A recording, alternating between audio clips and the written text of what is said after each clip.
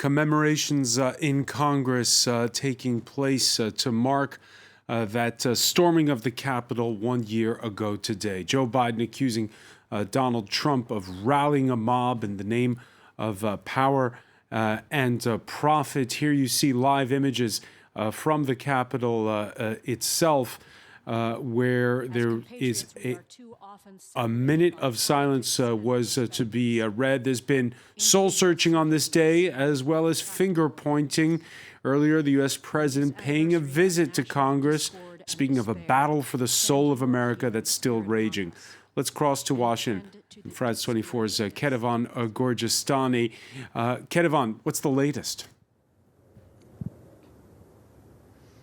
Well, commemorations underway here on Capitol Hill with the Speaker of the House, Nancy Pelosi, giving a speech on the House floor. You mentioned there's going to be also a minute of silence to remember the events of January 6th. And the day will continue remembering what happened really on this day 1 year ago. There's going to be a discussion with a historian of Congress to try to put what happened a year ago in context in the history of the United States. And then there will be a time for members of Congress who were here on that day to talk about their experiences, what they went through when that Capitol was under siege. And the day will close with a prayer vigil on the steps behind me of this United States Capitol building to really close out this day of commemoration, a solemn day, especially for the Democrats who are gathered here. A lot of Republicans, however, deciding not to be in Washington, D.C. today. And earlier, Joe Biden was flanked by U.S. Vice President Kamala Harris, who come to the Capitol where you are for a speech from the Statuary Room where, without saying his name, the current U.S. president putting the blame squarely at Donald Trump's feet. What did we not see? We didn't see a former president who had just rallied the mob to attack, sitting in the private dining room off the Oval Office in the White House, watching it all on television and doing nothing for hours as police were assaulted, lives at risk, the nation's capital under siege. Kethevane Gorjestani, that speech, Joe Biden, again, not naming Donald Trump, but certainly putting the blame at his feet. Yes, and really we've seen Joe Biden throughout this year that has taken place since that January 6th attack on the Capitol.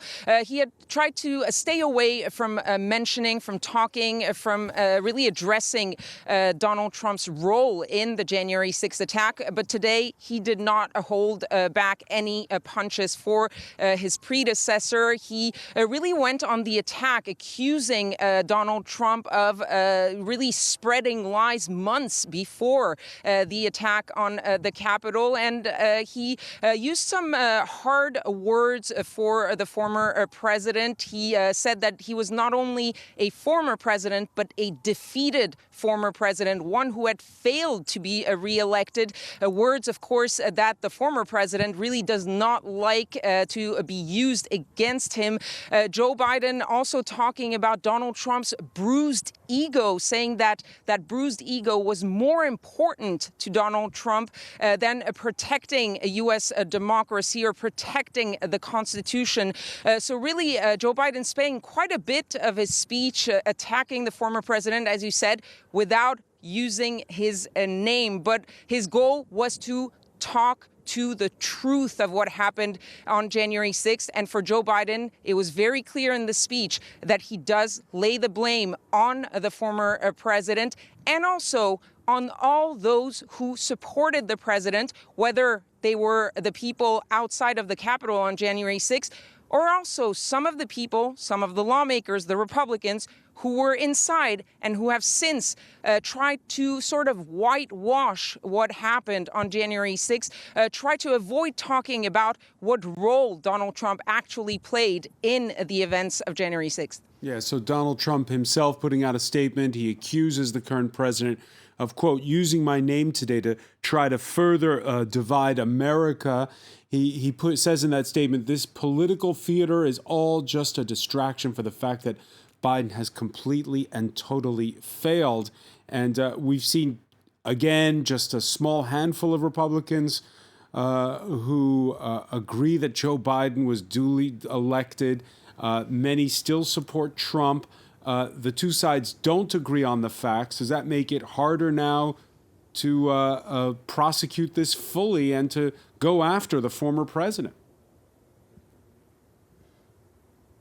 Well, the Republicans are definitely not on the same page as the Democrats, at least most of the Republicans. And the symbol of that is, as I mentioned, that many of the Republicans, including most of their leadership, are not even in town today for January 6th, trying to avoid having to answer questions about what happened. Those who are speaking are trying to focus, and that's the messaging from the Republicans, focusing on maybe the security failures, condemning the violence, but trying to stay away of the political aspect of January 6th. There will be actually some Republicans who will speak today.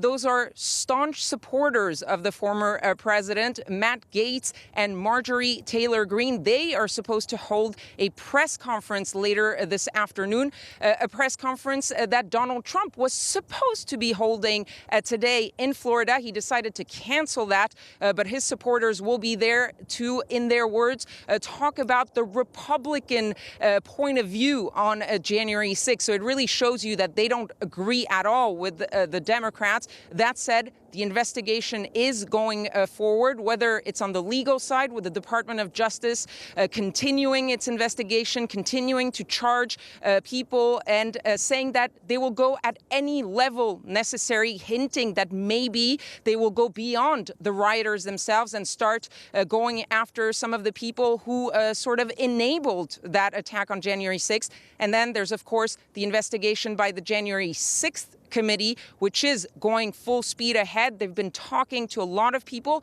including some people very close to the former president, including yesterday, just last night, Stephanie Grisham, a former press secretary to Donald Trump, who spoke for about an hour with the January 6th committee, saying she fully cooperated with them, answered all of their questions, and she said herself this morning that she felt that the committee was going forward and that she was very confident that they would be able to piece together what exactly happened and what everyone's role was in that, whether that will lead to direct consequences for Donald Trump. That's still to be seen. But at least they want to put out the facts, and we might even see public hearings so that Americans can actually hear from those people who were there, who were involved that day in what happened, and who can speak to what the former president was doing and saying that day on January 6th as these rioters were attacking the Capitol.